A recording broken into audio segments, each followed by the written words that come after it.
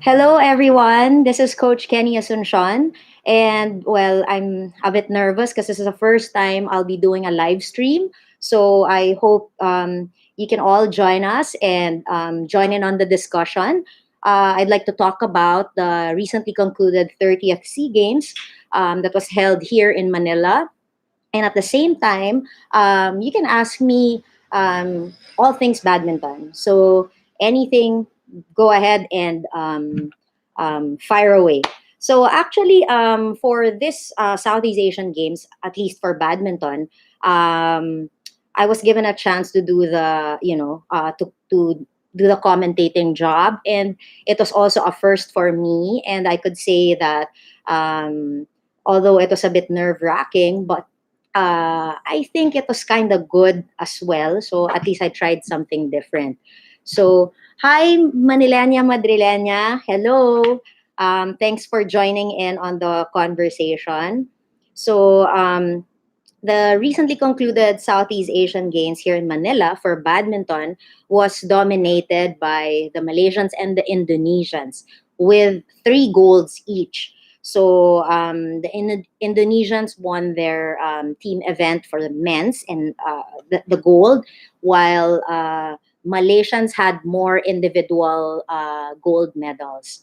So I guess it was a pretty tough fight for them. And of course, Thailand was also one of our top contenders. Actually, for the ladies, the Thai team is the winner of the gold medal as well. For the other events and the individual events, of course, most of them were the Indonesians, Malaysians, Thai team, Singapore.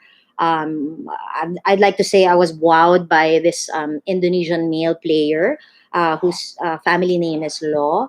Although he has a higher rank, but I mean, he has a lower rank in terms of world rankings, but he wowed at least me, and I'm sure the rest of those that were watching.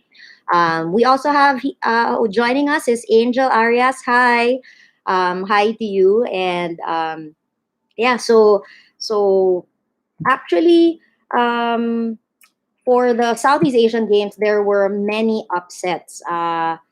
Since I was covering for the semifinals, I was kind of in awe that the rankings are just a number. There, it wasn't a determining factor for the players as to who will win the match. In fact, again, as I've mentioned earlier, that there were lots of upsets. Okay, so the Philippines. For me, I think the Philippines did a pretty good job. The ladies team, at least, I think they gave the Singapore ladies team a good fight. So we lost 2-3. So hi, Tall Chicken. Hi, Enrico Chioni. So yeah. So hi, Marcelino. His question is, don't you wish badminton had this coverage when you were still playing for the Philippines? Actually, I think the time that I was playing was the time that we started having a little more coverage. Maybe not as much as the recent times, but it was picking up at that time. So I can say at least during my time, there was a bit of more knowledge, or more sort of people were more aware of what badminton was. Because when I was younger, when we talk about badminton, people would ask, is it indoor or outdoor? I know it sounds funny for the professionals and those who have been playing a lot, especially in other countries, but way back when I was so much younger, uh, badminton wasn't as big here in the Philippines, and then it slowly picked up around the early 2000s. So we have more people coming in. So hi, Nemski. Nemski says lots of love all the way from Cagayan. Thank you for joining us, and also hi to Anna Carolina. Hi. Um, And of course, to Christina Tan. Hello, hello. Thank you for joining us. At least you guys are making me feel a little bit, more relaxed, since again, this is my first live stream. And I hope we could like share or ask, you can ask me any question that you want. So with regards to doing the commentating job, I mean, I was very lucky to have a player who did it with me, who was Carla Lizardo.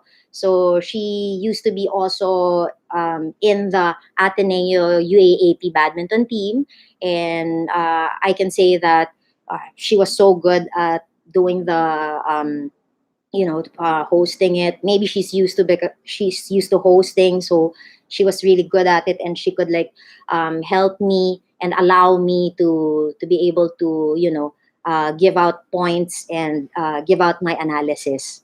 um, Marcelino's question is: did you have players that competed for the country? If so, how does it make you feel watching them? Well, I have four ladies players that's from Ateneo. So that's Bianca, that's Mika, Chanel, and Jeva, and one male player from Ateneo as well, Pinkoy. So, of course, it really gives me a sense of pride to have these players join in for the Southeast Asian Games. So again, I would like to thank the Philippine Badminton Association, its coaches, all of its leaders, members, SecGen, who allowed. I think it's not common to be inviting people from different teams, but I'm very thankful that they allowed us this time. So definitely, I feel very very proud having these players on board. Um, so hi also to Kennie Asuncion all the way from the US. I'm not sure where you are. Either you're in San Diego or LA, but just the same, thank you for joining in. So we have a question from Anna Carolina. She says, how does it feel to commentate the games and not give any coaching advice when you see the players make a mistake? Well, most of the players that I was watching and commentating for were not my players. So at least in that aspect, I was able to hold back my excitement. However, while I was doing the commentating job, the court beside it, my players were playing there, and when the camera would move to the other side and I'd see the score and I'd see my players leading in on the game, I was getting so nervous, and I'm glad that it's off cam, so I was able to like text and check and ask my other players what's happening. um I kept asking them how's the game going, and when I found out like Bianca won the first set for the Philippines, I was so ecstatic. But of course, I just had to sit at the booth because we were at the station. We weren't doing the commentating live on the venue, so we were actually just seated at the station. So we have a question here. Nemski is saying, is it possible in the near future that you and Vic would kind of have like an exhibition game? We miss the Asuncion siblings in action. Oh, thank you very much. I miss playing myself. I haven't played for a long time. I've been busy coaching and doing stuff. And Coach Vic is in the US. So, but I do hope that we can at least play for fun one of these days. And but please don't keep your expectations too high, because we're really really far from being fit. We have a question from Enrico Chioni. What separates good players from great players? What podium finishes in the SEA Games an edge over other players? Okay, so let's start with your first question. What separates the good players from great players? Well, I think the great players have it all covered. It's not just physically strong, but they have to be, mentally tough, and it's like an overall balance.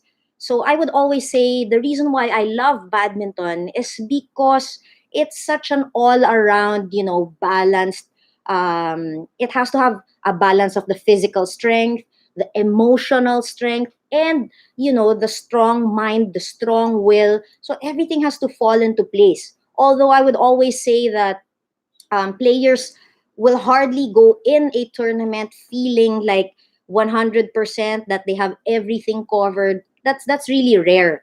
But what's important is you are able to immediately make decisions. You are able to manage your emotions. You have a tough mind despite different situations. Like there will be situations wherein you are strong, you are leading, but then there will be times that you are the one that's catching up. So you have to have that strong mind to know that there are phases in the game. So that's what separates a great player from a good player. There are lots of good players, but the great ones, of course, as you will see, are the ones that who were able to win medals this SEA Games. Also back to Enrico Chioni's question, what gave podium finishers in the SEA Games an edge over other players? I think at that level, like going into the quarters, the semis, the finals, I think everybody pretty much would have the same weapon. You have great smash, you probably have a good defense. It's the combination of what to do and when to do it. Like for example, if you have a great smash, it doesn't mean you have to smash all throughout.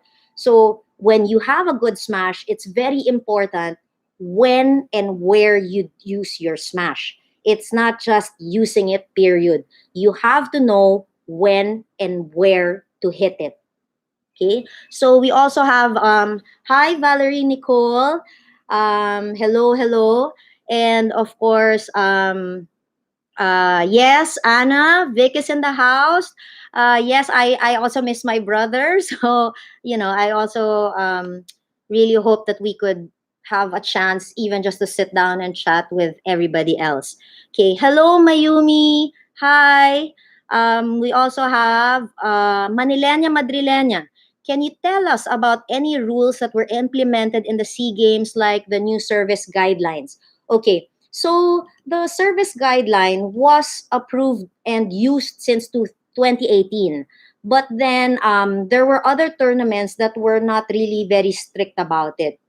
But for the Southeast Asian Games, we were able to use that device for the service. So again, but I honestly feel that it is a little bit similar to how it was before when the measurement was the waist of the player. Why? Because it's still a service judge. It's still a human being who will make that decision of whether the racket was over the said line or the waist before. So in that aspect, I think, of course, there's a bit of human error. Also, it depends on, of course, how good the vision of the service judge is. So again, there are many factors to it, but it is very good that we see that we constantly try to improve the situation. So we have a question here from DK. Hi, could you do a tutorial on badminton doubles tactics and positioning? Yes, hi DK, thank you. We will be doing and coming up with more videos as the weeks progress. Even if it's supposed to be the Christmas break, we will not be taking a break. We will be doing as much videos as we can so that we can satisfy your badminton hunger. Okay, so we will do that eventually, doubles tactics. Hello, Mika. I miss you. I miss you too. Hello, Cody. Thanks for joining in. Hello, Angel, again. Your question, were there any world ranked badminton players during the recently concluded Southeast Asian Games? Oh, yes, there were a lot. And most of them are actually in the top 10, top 20. So you can safely say we have the world's best players in the Southeast Asian Games. They came over, they graced this prestigious tournament, and it was really fun watching them, seeing them in action. I particularly love the this Thai singles player, Ratchanok. She's really, really good, and I think she's very, very consistent, and she plays really fantastic. And I love watching her. We have a question from Marcelino Arias. Um, in your estimation, when can we have a Philippine player in the international elite? Any players that show much promise? In terms of the Filipino players, we have a big pool of it. In fact, I am proud, and I can say that I'm very happy, like especially for the individual events, when I started seeing all events having Filipinos for the quarterfinals.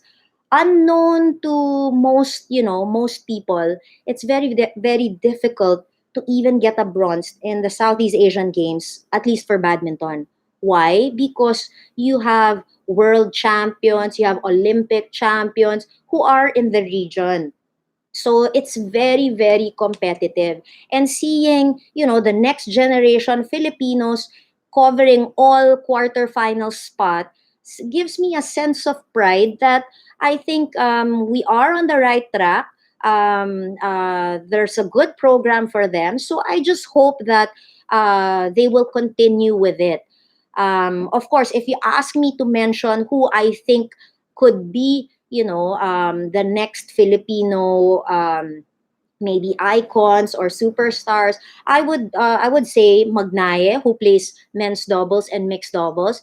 This guy is really, fun to watch. His hand is really, fantastic when it comes to placing his shots. I just feel like they need more exposure. The support is there already, and I'm glad they're slowly having it. But of course, exposure, you can't give a time frame for exposure. And of course, I have to mention that my players who have joined the Southeast Asian Games are also, show a lot of promise for international competitions. Like Bianca Carlos, Mika de Guzman, of course, Chanel Luno, Jeva de Vera, all of these players, I know they fought really hard. That's why I'm very proud of them, because I understand what they had to put in. And sometimes it's very hard on them, especially when they weren't able to advance to the semis. But guys, you did a good job. I'm very proud of you guys, and no words can express how much you guys have contributed to making the Philippine badminton a little more exciting again. So I hope that after the Southeast Asian Games, you will continue and keep on going. So we have a question from Kenvic. Why did they not play individual events?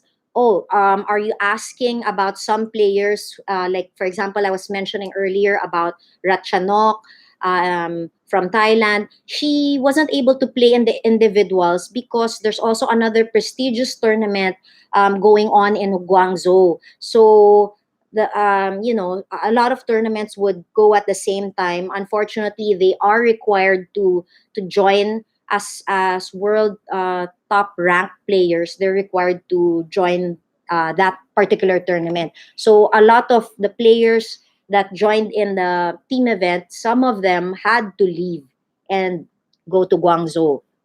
So, for a question from Anna Carolina, how different was your training before compared to the training of the Philippine badminton players now? Okay, well, I think the Philippine badminton players now are luckier in the sense that they have more financial support than our time. But of course, times are also changing. It's also becoming more competitive and more competitive. So it's really hard to say in terms of like the time. I'm sure in terms of intensity of training, maybe during our time we had our share of intense training. The Philippine badminton team right now also had their share of intense training, and I believe they really prepared for the Southeast Asian Games because they were given a chance to train abroad, to train about, I think, if I'm not mistaken, about 2 months before the Southeast Asian Games started, and they were able to participate in a few tournaments coming in on the Southeast Asian Games. So, hi Mariel Mariano. From Manilena Madrilena, what is the age range of players of the Philippine team? Is there a maximum age for a player to compete internationally? Well, what's nice about badminton is that there's no age limit to it. It's not like gymnastics that people think that you peak at a very young age and then as you get older, it kind of slows down. For badminton, it's really up to you. Like I would say, I kind of peaked a bit late, late 20s. But for Asians, in general, a lot of the Asians nowadays, they're really very competitive, and you have really young players who are making names in the top 10 of the world. As for the Philippines, if you're asking about the Philippine players, we have a different, we have a a wide range of age. We have players as young as 18 years old up until mid to late 20s. So, but for me, that's actually not a factor. Age is just a number. And as long as you have the fire in you to train, to be better, to go up against, fellow neighboring countries, and you're up for a good fight, then go for it. Train hard and go for it. Um, Hi, Fides Bagasbas. Um, Angel Arias, was there any surprising wins with the Southeast Asian Games? Well, I was able to cover the games until the semifinals. There was well, at least on the court that we were commentating, it was about 3 or 4 upsets. Like you can have a player with a very high rank, like almost double of the opponent, but then the opponent would actually beat the higher rank. So there were many upsets, which is actually nice. I love watching different players, do it. Because I always tell my players, if there's such a word as an upset, then it's being done. So if you wanna win, if you wanna, go for it, it's actually the time to do it. Use the word, take it, do it, right? So we have Yvonne Aquino. Hi, Yvonne. Um, and we have another question from Marcelino Arias. India has its own professional badminton league and they have elite players. Do you think we can have a professional league in the Philippines? Oh, I'd love to see that day where we would have a Philippine league pretty much the same as the league in India. You will notice that as the years progress and as they continue on with the India league, there are so many good players that came out from India. They were already good before, but then there are more of them now. So we have Mariel Mariano. Can you tell us your most memorable SEA Games tournament with Kennevic? Definitely, my most memorable was with my brother Kennevic in the Vietnam Southeast Asian Games. Of course, it's memorable because we shared that bronze medal. So thankfully, I'm very thankful that I was able to win 2 bronze medals for the Philippines, one in ladies doubles and one in mixed doubles. Both have a different feeling for me. Both gives me a different sense of pride and happiness. But because I was with my brother for the mixed doubles, I think the feeling is doubly proud and very very happy. And because I know that we made our parents proud, I think that's what contributed to feeling more than very very happy, I guess. So we have, hi Jason Mariano. Your question is, did you have a chance to taste the food that was provided? Oh, you mean in the Southeast Asian Games? Oh, I wasn't able to go in the village, or I wasn't I didn't have a chance to actually try whatever they were having. So I'm just actually this Southeast Asian Games, I'm a little more relaxed because although I have players in the game, I'm not a part of the national coaching team. So I wasn't like, I didn't have to go on court. But the stress level is still the same because I of course, I wait for the games of my players. I pray for them. I hope that they would win, at the same time also cheering for the other Filipinos who were doing well because a lot of them did very well. So Fides Bagasbas, how does it feel to be the first Filipino to win a medal for the country in the Southeast Asian Games? Well, of course, I'm very, very happy with that. But at the same time, I share that with all of my teammates because my teammates, coaches, everyone that contributed to us winning the medal because I can't do it alone. My coach and I also would need support. So, having said that, my coach was my father, and so it felt very gratifying, and I hope it encourages other families that it's workable. Okay, like siblings can be partners, parents and players could be working together professionally. So let's try to break that thought that uh, the kids won't listen to their parents and stuff like that. No, no, no. There are a lot of you know parents who are good coaches. So I hope to see also more of them. Manilena and Madrilena, were you nervous when you competed in the SEA Games? How did you manage the nervousness? Well, definitely. I think it's not right to ever say that you were never nervous. I think all players would feel nervousness. The challenge really is how to get out of that zone, not to stay in that zone and not to overthink it. So, as my father, coach, would tell me, he would always say, warm up really well. Make sure you're very warmed up to the point that you're sweating a bit, maybe even sometimes, trying to catch your breath a bit, because then by the time you get on court, the nervousness will go down a little bit because you're already warmed up. Okay, so it's very, very important that you warm up. Anna Carolina asks, how are you different from Coach Nelson as a coach? Okay, so Coach Nelson, being my dad, of course, I would always say, hands down, he's the best. I think I am nothing compared to him as a coach. He was able to produce two Olympians. Unfortunately, the other one just played for the US, the first one, but he's the only Olympic coach for the Philippines in terms of badminton. So um, that's hard to measure up. But I try to do my best to learn as much as I can and from him, and even until this day that he is sort of semi-retired, I would still go up to him and still ask him for his opinion, his thoughts.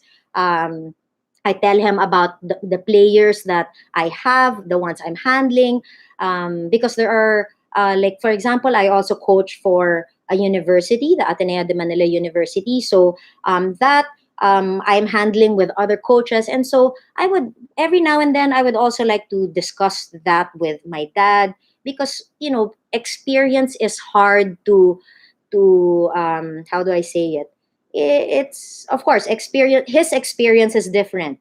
And, he analyzes things a lot quicker, and I just love it. I love talking to him. I love talking to Coach Nelson because he gives me a lot of insights and at the same time reinforcement on the things I need to do and be as a coach. Okay, so we have Angel asking, how did you help players prepare for the games?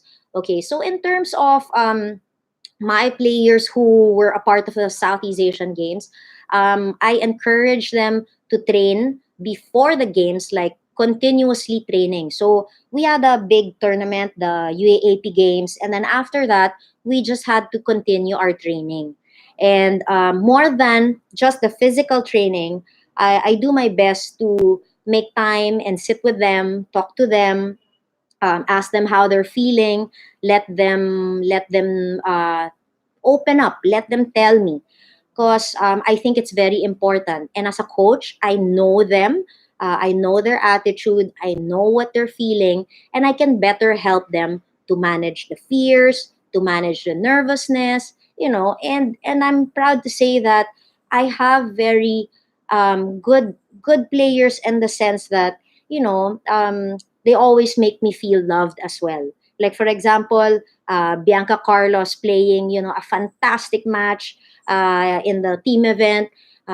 She made the whole crowd alive at the Muntinlupa Sports Complex, and but she didn't forget the coaches. Like after her games, when everything was done, she called me because she was so happy, and I was so happy. I mean, I kind of didn't expect she would call, but she did, and just made my heart melt a little. I'm very happy to say that I have so many of these kinds of players, the really passionate ones, and the ones that know who to thank, and they're very appreciative, and I love them for that. Manilena, Madrilena. Can you describe the SEA Games venue? Okay, so the SEA Games venue was at the Muntinlupa Sports Complex. Um, it's a little bit farther than Alabang. So I think you exit at Susana Heights, if I'm not mistaken. But it's a little bit far. But if you go there at a good time, like not the rush hour, it's actually just about 40 minutes to an hour from Manila.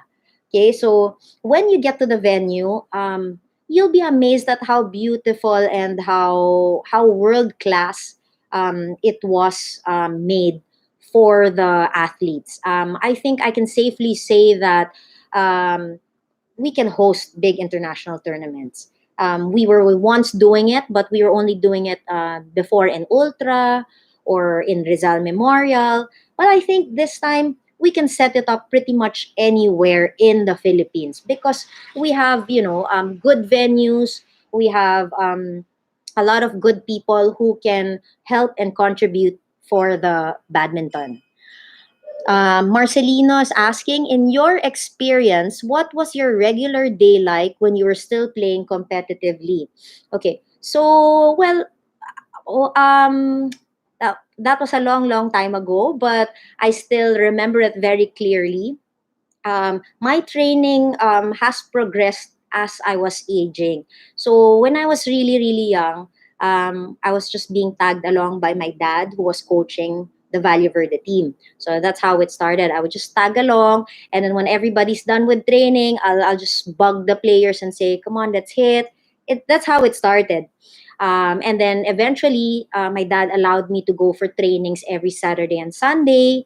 And then when I was grade school already, late grade school, I started training like, slowly 4 times. So it kind of progressed from there. When I got to high school, it was every day already. So I was allowed some adjustment, slowly increasing the number of trainings in a week.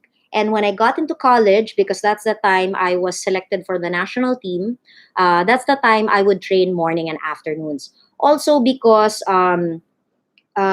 in the universities, you can fix your schedule. So what I would do is I'd train in the morning, go to school, and then train again in the afternoon. And when it's summertime and there's budget or there's someone who will sponsor us, then we also train abroad. So, hi, Nico.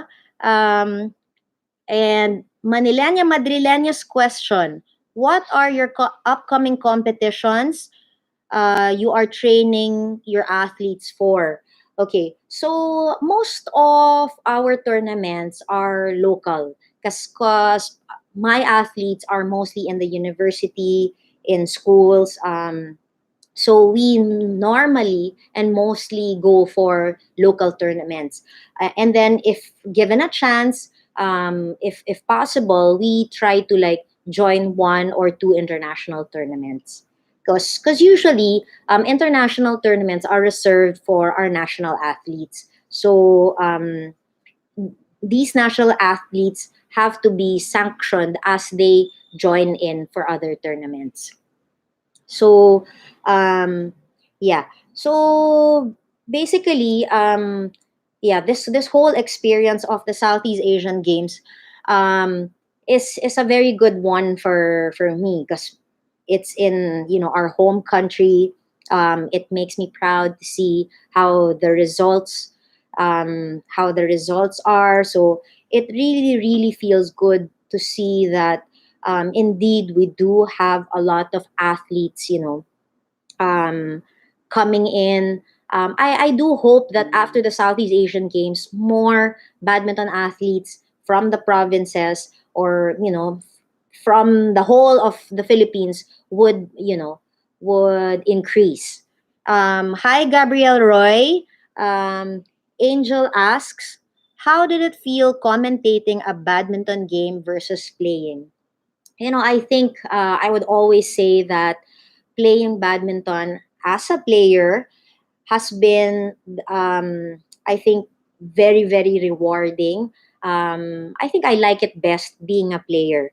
Sometimes people will ask me, how does it feel to be a player and a coach? Oh, there are different feelings to it. Of course, it's fun to be a player, but at the same time, as a coach, it also feels incredibly great when you have really good players that emerge. I mean, and that you're able to get their full potential and see them grow as an athlete, as a badminton player. That feeling of is really different.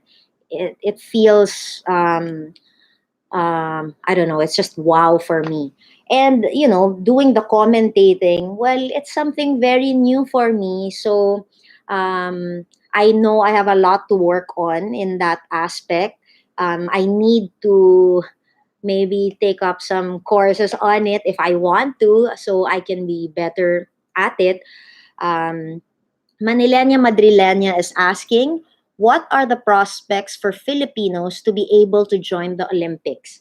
Okay.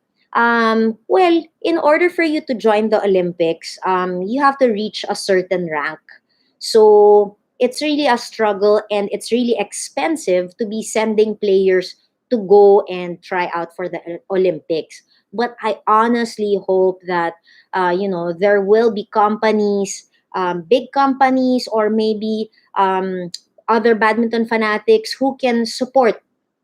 Choose your players who you think can best represent the Philippines, and please support them fully because we have a lot of good ones. They just need that exposure, and that exposure is a little bit expensive because in a year you have to join at least a minimum of 10 tournaments.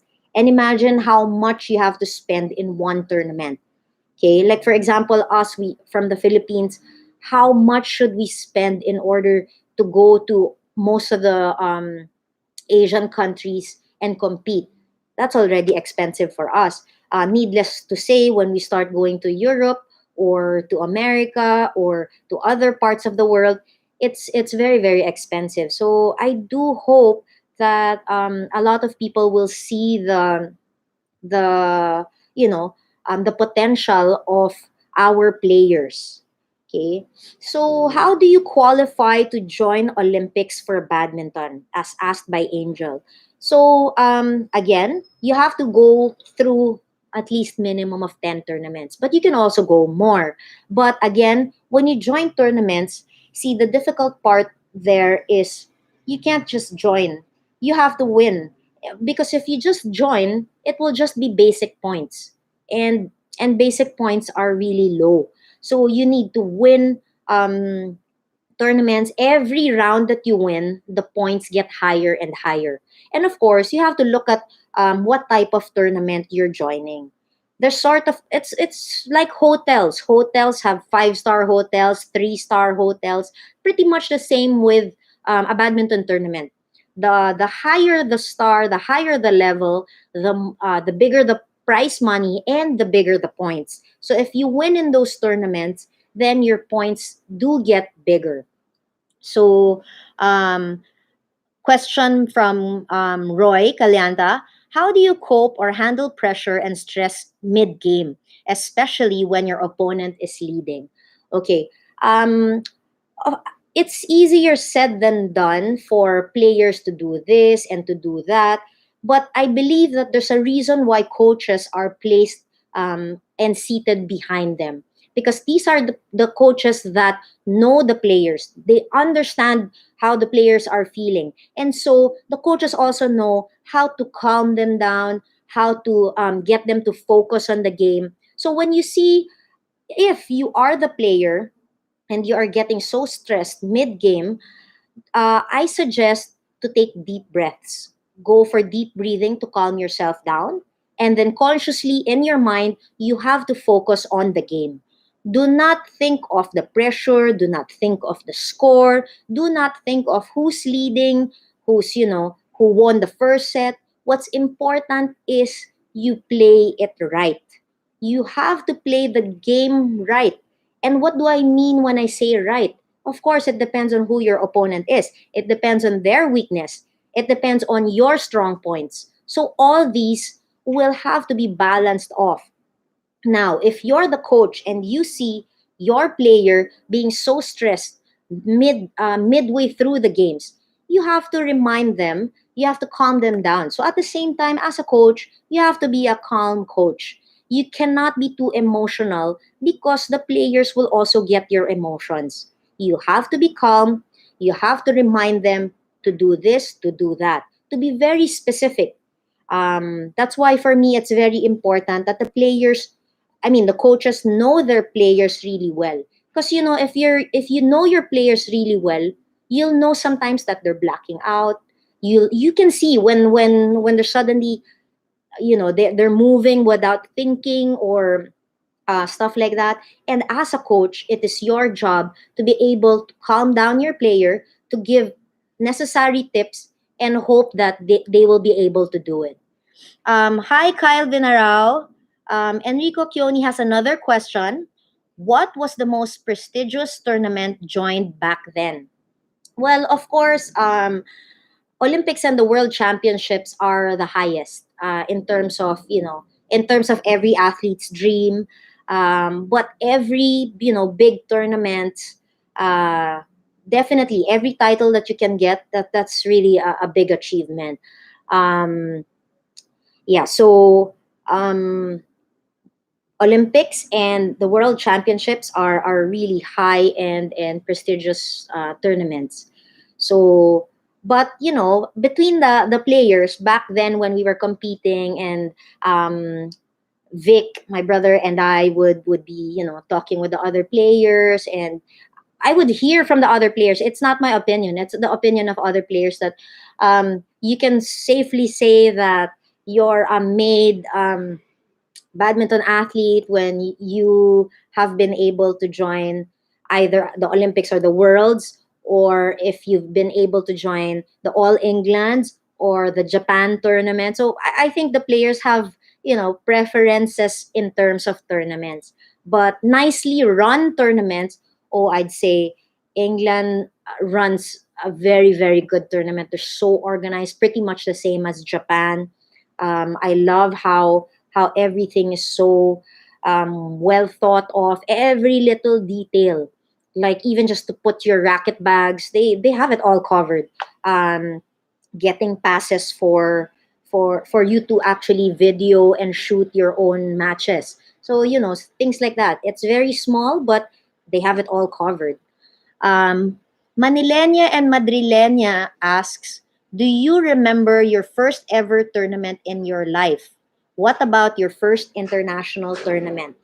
Um, well, I would say that my first tournament was probably my under 10 tournament, local. So I of course I was, I think at that very young age, you don't understand much of fear. It's mostly excitement and just wanting to play. So that's what I try to tell all the players, that you have to remember the first time when you started playing, that it wasn't about the fear of losing or stuff like that. It was mostly excitement, and you're so up and ready to go against whoever opponent that's put out there to play with you. So yeah, you're just very excited with those kinds of tournaments. As for international tournament, I remember one of my first tournament was the SEA Games in Thailand, in Chiang Mai. That was my first time to experience an international tournament. And of course I was like fangirling, because I was like, I could see all my idols. Like back then I super loved Susi Susanti of Indonesia. And that time, the men's team of Indonesia was like the dream team. They had so many good players. It was like everyone that was up against them is like, like facing the wall, because every event, every game, they kind of have their best out there. And so, yeah, that was one of my first tournaments. Hi, Timothy Arias. And hi, Maximiano Dawson. Do you have any plans of competing again? No, definitely not. Maybe just for fun, but definitely not for like real competition. I don't think I have the time to train for it, or you know I can just play for fun probably, but I really should get back into playing um, again. From Timothy Arias, aside from training, um, what can I do to improve? Okay, so in training, there's a lot of different types of training. Of course, there's the physical aspect of it, like being on court, doing the drills, a lot of strokes and different kinds of drills. But also, you can do physical training, and you can also do mental training. It's nice for you to actually you know, especially going into a tournament, to visualize. We encourage our athletes to visualize how you want to move, how you want to play your game. Okay, so that's very very important. The mental aspect of it. Okay, so Manilena Madrilena, what do you miss most about competing? Well, I miss a lot of my friends from different countries, of course. I used to see them regularly in different types of tournaments. And our hangout time is when we eat, when we go for meals. The friendship, I really really miss a lot, but most importantly, I really love badminton. So having been in this sport, and I feel so lucky still living around the sport, because as you know, I coach, I do YouTube tutorials for badminton. We did have a badminton show before, and then it moved to a magazine. um, I miss badminton in terms of being able to move that competitively. It's such a beautiful game. It's such a beautiful thing to watch the players, especially when you see the players very graceful, and the mixture of power and grace. I mean, um, I just love badminton. I can go on and on about why it's such a great sport. And when you think about it, okay, when you think about it, badminton is the sport that you can share with your family.